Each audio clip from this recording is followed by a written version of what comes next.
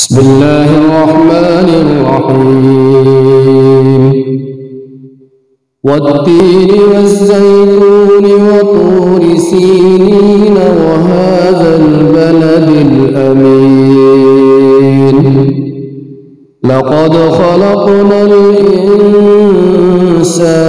في أحسن تقويم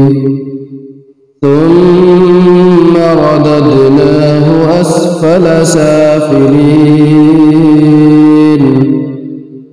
إلا الذين آمنوا وعملوا الصالحات فلهم أجر غير ممنون فما يكذبك بعد بالدين أليس الله بأحكم الحاكمين